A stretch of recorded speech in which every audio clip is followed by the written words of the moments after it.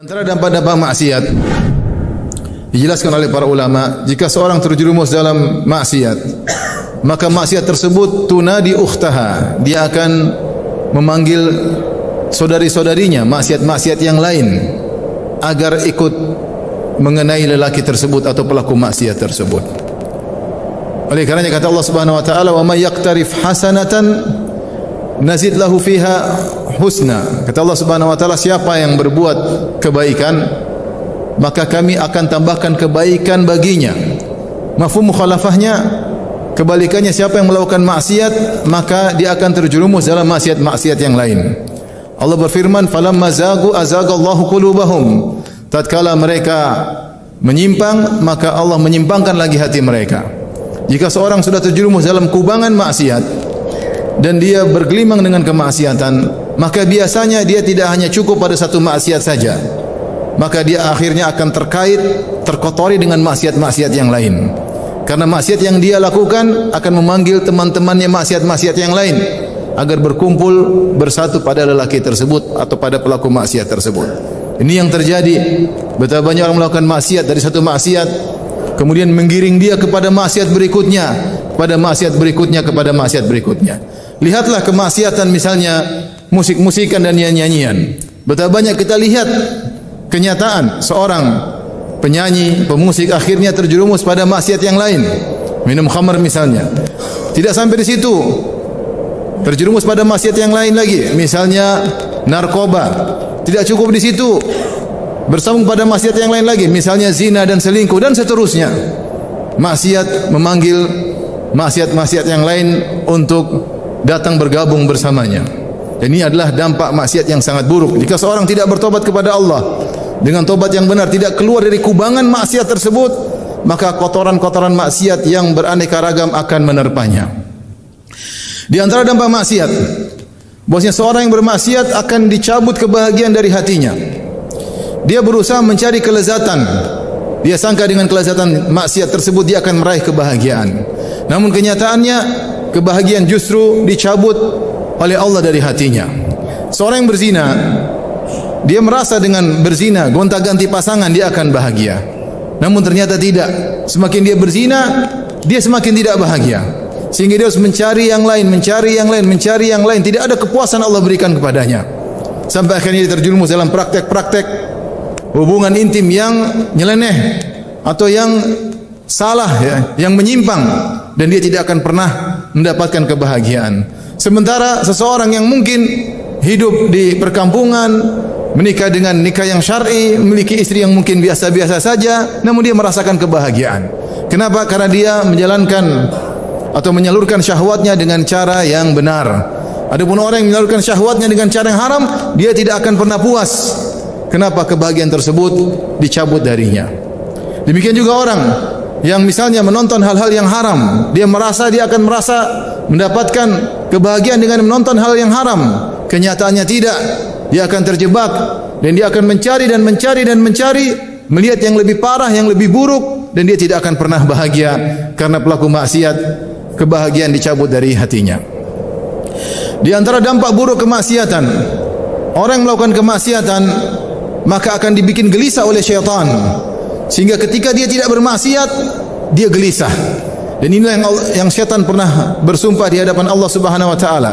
Syaitan berkata, "La uzayyinanna lahum fil ardi wa la aghwiyannahum ajma'in." Ya Rabb, sungguhnya benar-benar aku akan menghiasi maksiat kepada mereka di atas muka bumi. Sebagian ahli tafsir mengatakan, maka pelaku maksiat dibuat gelisah jika tidak bermaksiat. Maka dia terus mencari maksiat, terus mencari maksiat. Kerjaannya berpindah dari maksiat tersebut ke maksiat berikutnya dan berikutnya. Kalau tidak bermaksiat, dia terus gelisah dan gelisah dan gelisah. Jadi kecanduan dan terjebak dalam perangkap syahwatnya dan nafsunya, perangkap iblis. Oleh karenanya seorang ketika bermaksiat hendaknya dia bertobat kepada Allah Subhanahu wa taala. Jika tidak, maka dia akan terjebak dengan dampak-dampak maksiat yang sangat buruk tersebut. Di antara dampak maksiat adalah dicabutnya rasa malu dari pelaku maksiat tersebut. Lihatlah, ketika seorang melakukan maksiat, demi sedikit terkikis rasa malunya, terkikis. mulailah hilang rasa malunya, sampai akhirnya dia tidak punya malu untuk bermaksiat di hadapan umum. Dia tidak perlu malu lagi. Kenapa? Rasa malunya telah hilang karena lumuran dosa maksiat yang telah meliputi hatinya. Rasa malunya pun hilang. Dan di antara dampak maksiat, hilangnya rasa kecemburuan. Ketika dia suka bermaksiat atau melihat yang haram atau melakukan hal yang haram, akhirnya ketika putrinya atau istrinya atau adik perempuannya melakukan kemungkaran, dia tidak ada gairah, tidak ada kecemburuan. Dia biarkan begitu saja. Kenapa? Karena dia sudah hal yang biasa yang dia lihat. Ketika dia menonton yang haram, melihat wanita terbuka auratnya dalam tontonannya, ketika istrinya buka aurat di hadapan umum, dia tidak rasa malu. Ketika putrinya tidak memakai jilbab terbuka auratnya, dia tidak rasa malu. Rasa malunya hilang karena dia sudah biasa melihat pemandangan tersebut. Maksiat yang sering dia lakukan, tidak ada kecemburuan, dicabut dari hatinya. Waliyadzubillah. Di antara dampak maksiat, kenikmatan dicabut oleh Allah Subhanahu wa taala darinya. Allah Subhanahu wa taala berfirman, "Wa daraballahu mathalan qaryatan aminatan mutmainnatan kanat aminatan mutmainnatan ya'tiha rizquha ragadan min kulli makan fakafarat bi an'amillah fa'adzaqahu Allahu libasal ju'i wal khaufi bima kanu yasna'un." Allah memberi perumpamaan tentang suatu negeri yang negeri tersebut tadinya aman, tentram, datang rezeki dari segala sisi dengan rezeki yang berlimpah ruah. Fakafarat bi an'amillah, kemudian mereka ingkar, mereka bermaksiat, maka Allah rasakan bagi negeri tersebut kelaparan, pakaian kelaparan dan pakaian ketakutan akibat ulah perbuatan yang mereka lakukan. Dalam satu hadis kata Rasulullah sallam, "Innar rajula la yuhramu rizqa min adz-dzambi yusibuhu." Sungguh seorang dihalangi dari sebuah rizki oleh Allah Subhanahu wa taala. Allah menghalangkan rizki darinya karena dosa yang dia lakukan. Hadis ini meski musanadnya bermasalah tapi maknanya benar. Karena dalam ayat Allah Subhanahu wa taala berfirman, "Wa may yattaqillaha yaj'al lahu makhraja wa yarzuquhu min haitsu la yahtasib." Siapa yang bertakwa kepada Allah, maka Allah akan berikan solusi baginya dan Allah akan berikan rezeki kepadanya dari arah yang dia tidak sangka-sangka. Jika dia bermaksiat, maka rezeki tersebut bisa dicabut oleh Allah Subhanahu wa taala. Rezeki tersebut bisa saja berupa harta, berupa materi, dan rezeki tersebut bisa saja kenikmatan-kenikmatan yang lain. Bisa jadi rumah tangganya rusak, bisa jadi anaknya nakal, bisa jadi kebahagiaan dicabut dari hatinya, dan berbagai macam rezeki-rezeki Allah cabut darinya gara-gara maksiat yang dia lakukan. Di antara dampak maksiat, sebagaimana disebutkan oleh Ibnu Qayyim rahimahullahu taala, bahwasanya hati berkhianat ketika saat dibutuhkan untuk tidak berkhianat. Seperti contohnya ketika seorang sedang salat, karena dia terlalu banyak bermaksiat, dia ingin khusyuk, hatinya tidak mau, hatinya berkhianat, tidak mau. Dia suruh hatinya khusyuk, hatinya tidak mau. Kenapa? Hatinya sudah banyak bermaksiat.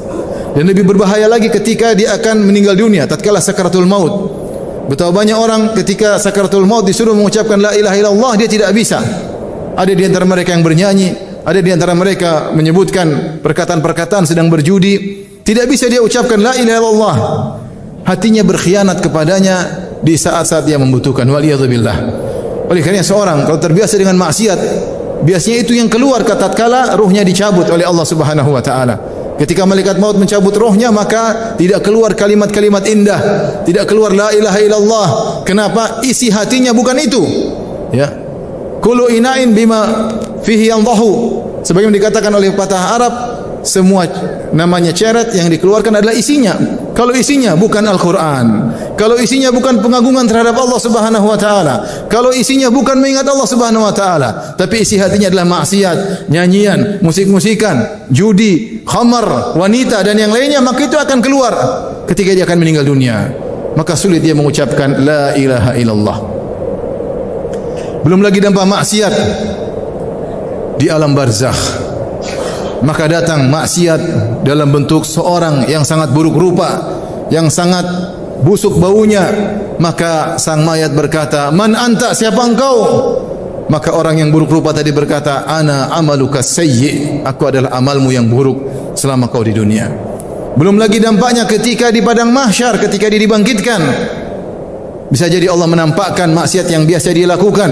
yang mungkin disembunyikan olehnya, maka pada hari itu yauma tubalas sarair, hari di mana rahasia diungkap, maka akan terlihatkanlah keburukannya, maksiatnya di hadapan khalayak.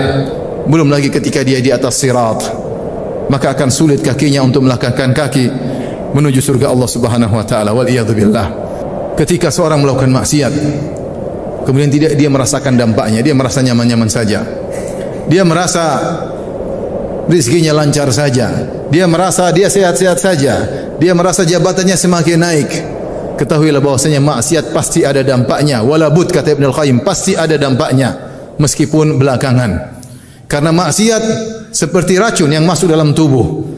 Terkadang dampaknya tidak cepat, bisa jadi bertahun-tahun, bisa jadi puluhan tahun, bisa jadi tatkala dia menjelang meninggalkan dunia ini. Waliyadzubillah. Oleh karenanya Allah Subhanahu wa taala memerintahkan kepada Nabi Muhammad sallallahu alaihi wasallam, Allah berfirman, "Qul inni akhafu in asaitu rabbi adzab yaumin azim." Katakanlah wahai Muhammad, sungguhnya aku takut jika aku bermaksiat kepada Rabbku, aku takut dengan azab yang akan datang di hari yang sangat dahsyat, yaitu azab di hari kiamat. Semoga Allah Subhanahu wa taala menjauhkan kita dari maksiat-maksiat kepada Allah Subhanahu wa taala. Dan siapa di antara kita yang masih bermaksiat, semoga dianugerahi taubat kepada Allah Subhanahu wa taala.